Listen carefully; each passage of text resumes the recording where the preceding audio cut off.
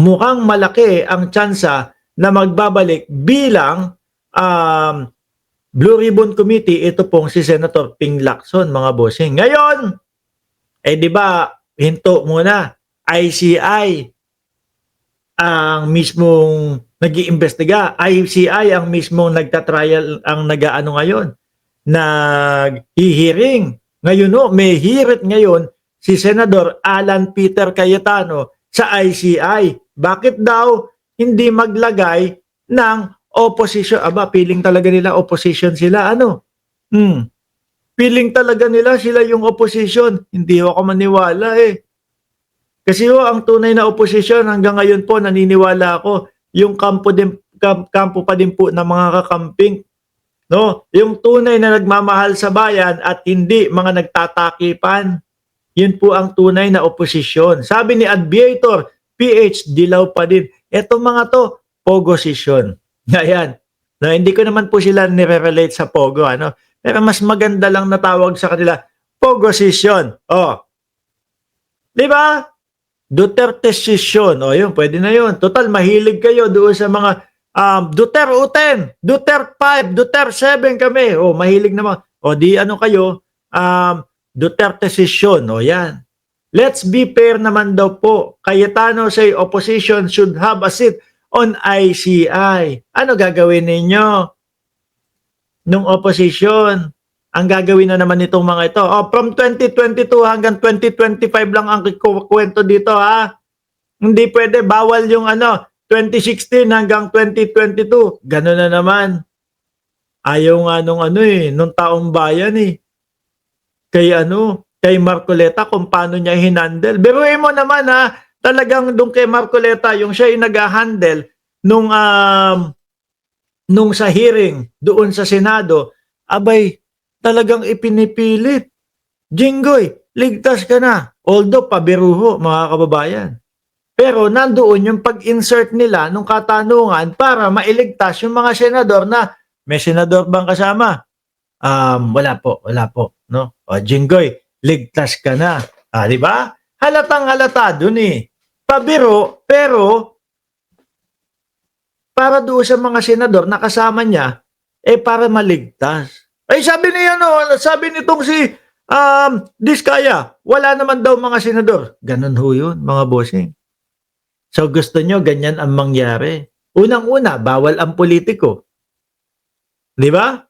Yun yung kauna-una ang sinabi ng Pangulong Bongbong Marcos. Bawal ang politiko.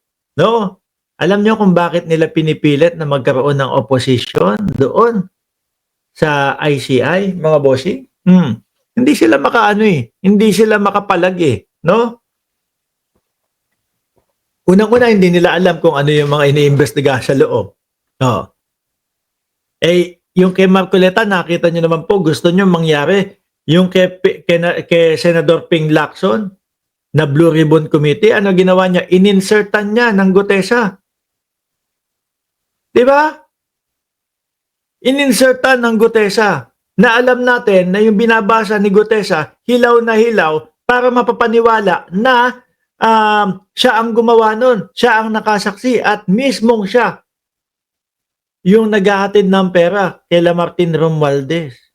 Di na nga nagpakita di ba? Wala silang magawa Kaya nga pati si Marcoleta, kanda galit-galit na doon sa Net 25 kailangan yan.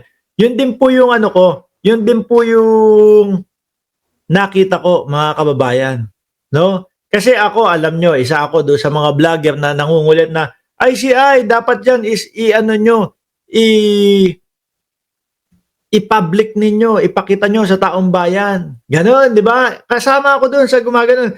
Sa kabilang banda ho, mga kababayan, naisip ko din, siguro kaya hindi ipinapublic ito dahil nga din po, hindi ko aagawin kasi ipinaliwanag ni dating Senador Trillanes Kaya mas pinili nila na sila-sila lang at wag nang i-public kasi nga baka merong mga investigador doon sa ICI na maapektuhan ng mga pambabash. Alam niya naman ang mga DDS, mga bossing, di ba?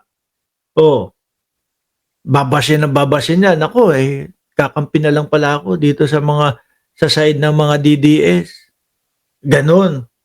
Pero ganun pa din pa man po, gusto ko pa din na i-public po yung mga hearing sa ICI. Sir Ronel Fernan, shout out sa iyo, at Chris Rose. Gusto ko pa ding ma-public siya. Wag na nga lang sana mahaluan ng pagiging pusong mamon yung mga investigador do sa ICI. No, kailangan matigas kayo diyan, matibay kayo diyan kahit na anong pagsasabi sa inyo. Kagaya ni Mark Ramos. Sinasabi, si Mark Ramos binayaran ni Martin Romualdez. Si ganito, si Mark Ramos bakla. Meron pang mga nagsasabi, bakla daw ako, bading daw ako. Lahat yan. Di ba? Kailangan matigas kayo diyan.